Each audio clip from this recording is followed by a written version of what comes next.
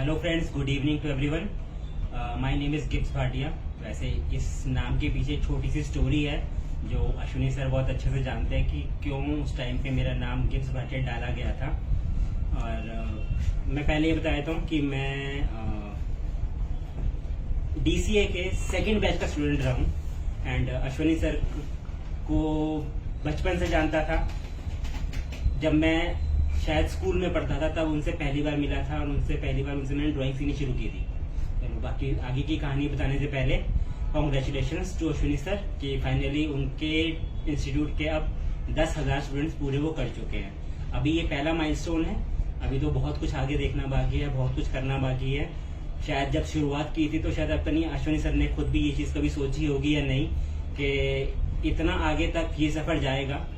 बाकी हाँ, हम लोग नहीं कई बार सोचते बट सफर चलता रहता है और वो हमें हमारा वो जो सफर है हमें किस मुकाम तक लेके जाएगा हम खुद कभी कभी नहीं सोच पाते हैं। तो कॉन्ग्रेचुलेशंस अश्विनी सर एंड जिनको हम जब हम छोटे थे तो आशु भैया के नाम से जाना करते थे।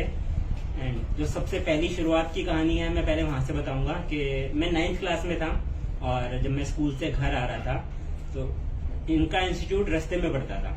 तो उस समय ये लोग पेंटिंग के साथ साथ म्यूजिक भी सिखाया करते थे और जब मैं स्कूल से घर आता था तो हमेशा मुझे ऊपर से ड्रम सेट की या गिटार की इनकी आवाजें आती रहती थी। समर वेकेशन आई तो मैंने सोचा कि जाके ना म्यूजिक सीखता हूँ क्योंकि म्यूजिक में थोड़ा इंटरेस्ट था और हाँ ड्राइंग और पेंटिंग में तो हमेशा से इंटरेस्ट रहा ही है। तो मैं समर वेकेशन शुरू हुई, मैं सर के पास गया, इनसे बात करी तो इनको बोला कि मुझे ना ड्रम सेट सीखना है। तो बट इन्होंने बोला कि अब हम म्यूजिक नहीं सिखाते, अब हम सिर्फ पेंटिंग सिखाते हैं। तो मैंने भी सोचा कि चलो कुछ ना कुछ तो सीख ही ले, तो मैं पेंटिंग ही सीखने बैठ गया इनके पास। और समर वेकेशन थी, 1 महीना 2 महीना जो मैं इनके पास सीखा। फिर उसके बाद स्कूल खुल गए, मैं कंटिन्यू नहीं कर पाया तरीके से, बट हाँ हॉबी थी, प्रैक्टिस करते रहते थे, साथ साथ सब कुछ चल रहा था। जब मेरी 12th खत्म हुई तो 12th के बाद मैं साइंस का स्टूडेंट रहा था 12th तक। मुझे ये नहीं पता था कि मुझे आगे करना क्या है और साइंस में मेरा उतना इंटरेस्ट नहीं था। वो तो फैमिली ने बोला कि साइंस स्ट्रीम में जाओ, आपको इंजीनियर बनना है, आपको डॉक्टर बनना है, उसके लिए हमने साइंस ले ली थी।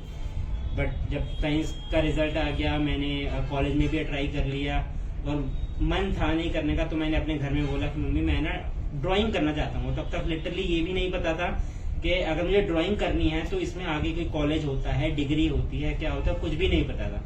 तब मैं घूम फिर के वापस अश्विनी सर के पास चला गया कि ऐसे ऐसे है कि मेरा मन तो ड्राइंग करने का है बट मैं आगे इंजीनियर या कुछ बनना नहीं चाहता।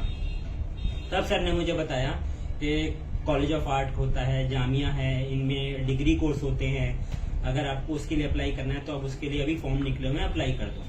तब मैंने जामिया का और कॉलेज ऑफ आर्ट का अप्लाई किया और by chance college of art का और जामिया का ना कुछ एग्जाम्स क्लैश कर रहे थे। तब मैंने जामिया को छोड़ ही दिया, मैंने सिर्फ कॉलेज ऑफ आर्ट में अप्लाई किया और जामिया में जो दूसरी फील्ड के थे उनके 1-2 टेस्ट दिए थे। बट इतना ही कम टाइम था मेरे पास कि मैं उस कम टाइम में इतना प्रिपेयर ही नहीं कर पाया कि मैं उस कॉलेज के एंट्रेंस एग्जाम को क्रैक कर पाता। जब वो एंट्रेंस एग्जाम भी निकल गया, मेरा एडमिशन नहीं हुआ, तब मैं वापस अश्विनी सर के पास आया कि अब मैं क्या करूं, मुझे नहीं पता। तो उन्होंने बोला अब तेरे पास 1 साल तो है ही, अब 1 साल जब तेरे पास है ही, तुझे कुछ टाइम कहीं ना कहीं लगाना है तो हमारे पास क्यों नहीं आ जाता, हमारे से कोर्स क्यों नहीं सीख लेता। तो मैंने कहा ये भी अच्छा आइडिया कि मेरे को ड्राइंग करने का शौक भी है, तो इनके पास रहूंगा, इनसे सीखता भी रहूंगा, बचपन से जानता हूँ, मुझे पता है इनके साथ सीखने में मजा भी बहुत आता है। तो मैंने इनके पास वो 1 साल का कोर्स ज्वाइन कर लिया। तो तब सर ने बताया था कि अभी हमने लास्ट ईयर ही पूरे साल का कोर्स डिजाइन किया है और लास्ट ईयर अभी 1 बैच गया है और अभी सेकंड बैच था और मैंने सेकंड बैच में ही फिर मेरा एडमिशन हो गया। अब वो 1 साल मेरा ऐसा रहा है कि मेरी अब तक की लाइफ का सबसे गोल्डन पीरियड बोलूंगा उसे, जिसमें मैंने अपनी लाइफ में ऑलमोस्ट ऐसी हर चीज सीखी जो मैं आज तक यूज कर रहा हूँ। आज मैं एक अच्छे लेवल पर हूँ, मैं प्रोफेशनल टैटू आर्टिस्ट एंड मेरी अपनी एकेडमी भी है, मैं ट्रेनिंग्स देता हूँ टैटूज की, जबकि मैंने टैटू कभी सीखा नहीं है। मैं प्रोफेशनली वैसे पेंटर रहा हूँ। सर से कोर्स करने के बाद मैंने बैचलर्स किया, फिर मास्टर्स किया, फिर PhD शुरू की थी जो मैंने बीच में छोड़ दी थी ड्यू टू सम रीजंस। तो वो आर्ट की ही नॉलेज थी जिसने मुझे टैटू इंडस्ट्री में इस लेवल तक मुझे पहुंचाया है। क्योंकि मेरे लिए आज के टाइम में टैटू सिर्फ और सिर्फ एक मीडियम रहा है, जिसमें मुझे सिर्फ इतना देखना होता है कि आर्ट है मेरे लिए। अब पहले हम जब पेंटिंग करते थे तो हम कैनवस पे, पेपर पे, वॉल्स पे, इन पे पेंटिंग किया करते थे, और अब मैं स्किन पे पेंटिंग करता हूँ। मेरे लिए सिर्फ आज भी वो उतनी पेंटिंग ही है, बस फर्क इतना आ गया कि पहले पेपर पे कर रहा था, अब मैं स्किन पे कर रहा हूँ। तो आज मैं जिस भी लेवल पर हूँ वो ऑब्वियसली मेरी नींव बनाने वाले अश्विनी सर ही हैं। तो थैंक यू वेरी मच कि मुझे इतना कुछ दिया आपने कि आज मैं इस लेवल पर पहुंच पाया हूँ। एंड इन सब के साथ साथ मैं कुछ अपने पुराने एक्सपीरियंसेस भी आपके साथ शेयर करना चाहूंगा कि जब मैं स्कूल टाइम में पहली बार सर के साथ जुड़ा था, तब मैंने मुश्किल से 1 या 2 महीने ही सीखा था, इतना ज्यादा टाइम मैं दे नहीं पाया था उस टाइम पे। बट उस 2 महीने में भी मुझे अपने ऊपर इतना कॉन्फिडेंस आ गया था कि मैंने आगे चल के आर्ट फील्ड को अपना प्रोफेशन बनाने के लिए सोचा। और वो दिन भी याद है जब हम सर के साथ सड़कों पे घूमते थे, और हम शायद आप अब सबकी एग्जीबिशन हॉल्स में लगती हैं, एग्जीबिशन हॉल्स होंगे और ऑडिटोरियम्स हैं, उन सब में एग्जीबिशन होती हैं।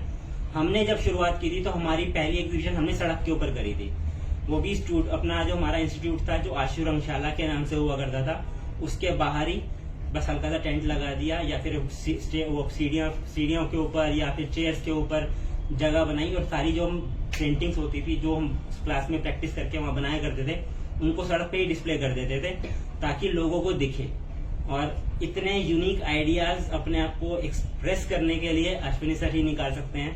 तो जिस तरीके से उन्होंने शुरुआत किया, हम भी जानते हैं कि इतनी बेसिक शुरुआत है, इतनी जमीन से उठे हुए हैं कि इनका जो आज का माइंडसेट है, जो लेवल अब दिखता है ना, वो तो चलो पता नहीं, अब ये अलग लेवल पे जा चुके हैं। हमने इनको जमीन से उठते हुए देखा है और हम इनके साथ रहे हैं, इसलिए हमें पता है कि वो जब टाइम था वो भी कैसा था, जब हमारे पास सोर्सेज नहीं थे। ऑब्वियसली इतने सोर्सेज नहीं थे कि हम प्रॉपरली एग्जीबिशन के लिए कोई हॉल बुक कर सके, तो एग्जीबिशन भी हम लोग का सड़क पे कर देते थे। बट हाँ, बस करना है तो करना है, बस इतना ठान रखा था। वहां से शुरुआत करी, फिर उसके बाद हमारा पहला एग्जीबिशन हमने रविंद्र भवन में किया था सर के साथ, तो मेरा पहला शो वही रहा। और उस शो में भी कुछ ऐसी चीजें हुई कि जैसे सर का पता नहीं, सर ने शायद सबको बताया है कि नहीं बताया, कि मेरी एक पेंटिंग थी जो मैंने सेल करने के लिए भी मना कर दी थी, और जबकि सर ने मुझे वो ये बोला था कि ये तेरा एक मास्टरपीस है, और ऐसा मास्टरपीस दोबारा आज तक तो नहीं बना। इसलिए भी मेरा उस पेंटिंग को बेचने का मन नहीं था। वो थी एक कार जो स्टेपलिंग टेक्निक में मैंने बनाई थी, और उसको मेरा बेचने का बिल्कुल भी मन नहीं था। बट सर ने समझाया कि अभी तो तेरा स्टूडेंट करियर स्टार्ट हुआ है, तो अभी ऐसे बहुत सारे काम और भी करेगा, तो अभी बेच दे, कोई बात नहीं, आगे चल के तुझे तो और अभी मास्टरपीसेस बनाने हैं। बट पता नहीं क्यों कभी कभी मुझे आज भी उस डिसीजन पे रिग्रेट होता है कि वो एक मेरा ऐसा मास्टरपीस है जो आज मेरे पास होता तो शायद मैंने अपने स्टूडियो में उसको डिस्प्ले में जरूर रखा होता। कोई बात नहीं, हम हर चीज अपनी लाइफ में सीखते हैं, कभी कभी गलतियों से भी सीखते हैं, तो ऐसा नहीं है कि बहुत ज्यादा रिग्रेट है। हाँ, कभी कभी फील होता है कि यार मेरे को आज भी ऐसा लगता है कि वो काश मेरे पास होता। बाकी उससे रिलेटेड सारी कहानियां सर ने शायद सुना रखी होंगी, जहां तक मुझे ऐसा लगता है, क्योंकि शुरुआत तो वहीं से हुई थी। तो उस सीन के साथ भी बहुत बड़ा किस्सा जुड़ा हुआ है। मैं वो सारे किस्से सुनाने बैठूंगा तो ये वीडियो बहुत ज्यादा लंबी हो जाएगी। तो कट टू द शॉर्ट, हमारा अब तक का एक्सपीरियंस बहुत अच्छा रहा है। सर के साथ, सर से सीखना, सर के सिखाने का तरीका इतना अच्छा है, इतना फ्रेंडली होकर सिखाते हैं कि फील ही नहीं आता कि आप घर से कहीं बाहर हो।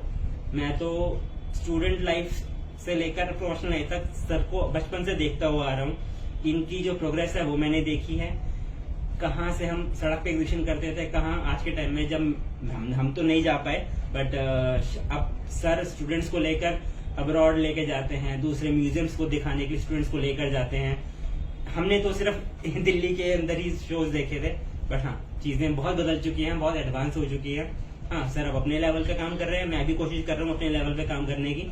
तो आज मैं जहां भी हूँ, मेरा कहीं ना कहीं ये चीज तो है कि मैंने आर्ट की जो मेरी नींव है वो बनी है डीसीए से, आशु रंगशाला से। अगर वो मुझे नहीं मिलता शायद आज मेरा आर्ट इतना स्ट्रांग नहीं होता जितना मुझे आज में कॉन्फिडेंस होता है। आज कॉन्फिडेंस है इस चीज का कि जो करता हूँ बहुत अच्छा करता हूँ।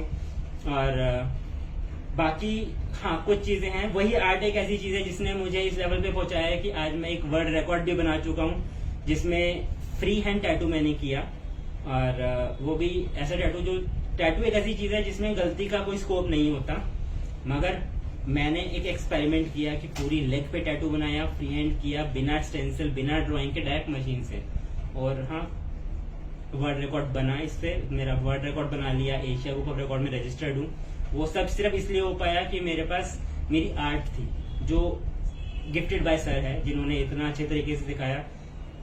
फिर वही बात है, कहने को बहुत कुछ है, बट वीडियो बहुत ज्यादा लंबी हो जाएगी, तो और मैं ज्यादा टाइम वेस्ट नहीं करता। Thank you very much sir, and congratulations आपके 10,000 स्टूडेंट्स पूरे होने के लिए, और भी आपको बहुत कुछ और करना है, एंड हम हमेशा आपके साथ हैं। Thank you.